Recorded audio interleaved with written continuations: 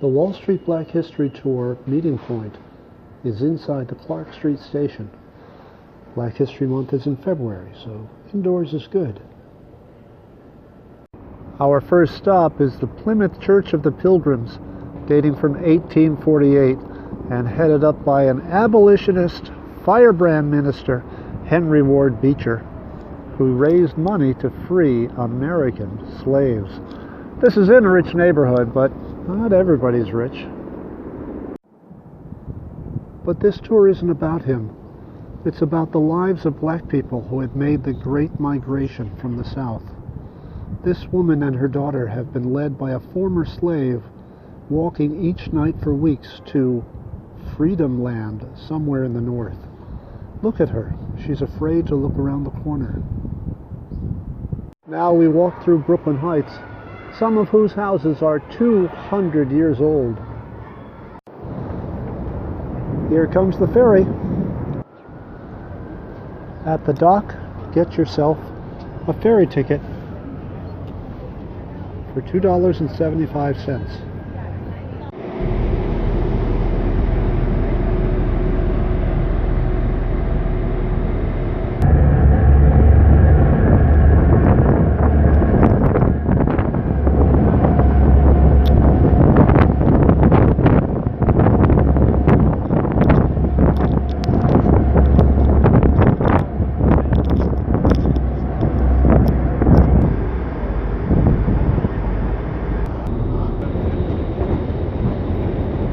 Here on Wall Street, every kind of commodity has been traded, including human beings.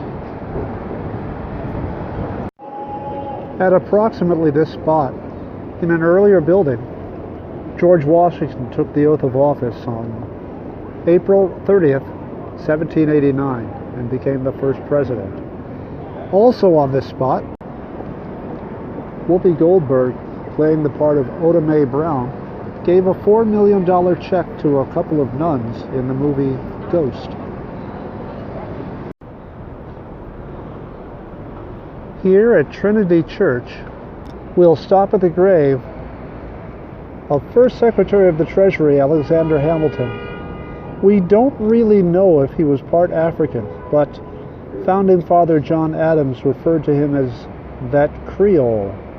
The Isle of New York Wall Street Black History Tour ends here at the African Burial Ground National Monument.